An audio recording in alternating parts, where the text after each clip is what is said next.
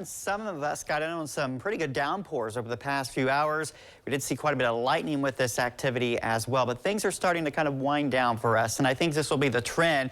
A lot of the day is going to end up looking fairly quiet. We're going to see more sunshine as we head toward the afternoon, but you can see the past few hours, that round of showers and thunderstorms, really pretty widespread up to the north. We actually had rain totals over much of Putnam County over a ½ inch, so you guys got some good rain for the gardens up there, but around Lima, not so much. A lot of us just got briefly touched here with a little bit of rain, but it didn't last very long at all. And we could see it organized a bit more as it went east of Allen County through Hardin County. It organized. And boy, look at Mansfield right now, really getting in on some heavier rain. So east on US 30, going to run into some heavier rain there. But this system, for the most part, starting to move out. So let's zoom out the view.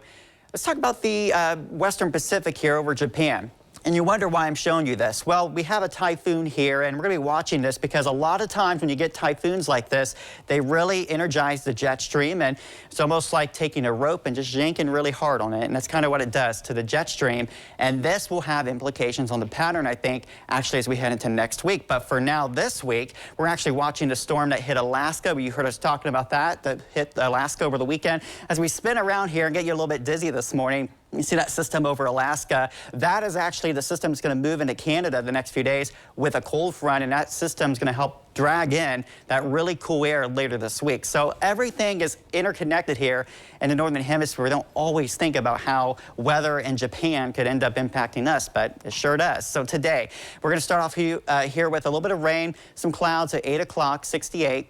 By noon, we're starting to see a little bit of sunshine out there, temperature at 74. We start to heat up this afternoon with a slight drop in humidity. We'll see high temperatures there, around 80 to the lower 80s in most locations. But really, again, as you can see, we're pretty well done with the rain for a lot of us. There could be a spotty shower or two, but not a lot more to go through.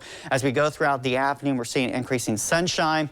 Just a few clouds as we get into our evening hours today. And then overnight tonight, we're going to fall pretty nicely. It's going to be a nice, pleasant overnight here with temperatures in the 50s. And we could see a couple patches of fog early tomorrow, but it looks fairly patchy as it stands now. Tomorrow's forecast remains fairly dry. I really think the daytime tomorrow will be just fine. We'll have a mixture of sun and clouds. Highs should rebound back in the lower 80s. Tomorrow night, we could see a couple spotty showers or storms. You can see by 5 o'clock tomorrow, a little bit of a storm there just south of Grand Rapids. Might see a couple of those sneak in.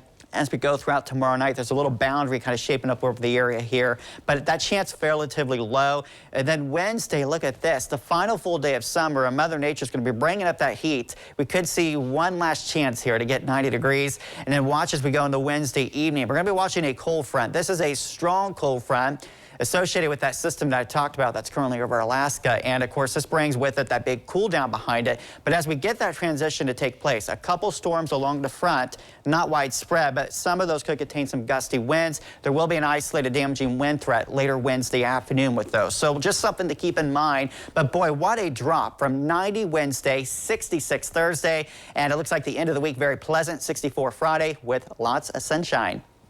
It makes way for nice weather once we get past that 90. Exactly. It's going to be really nice. Looks good. Now turning to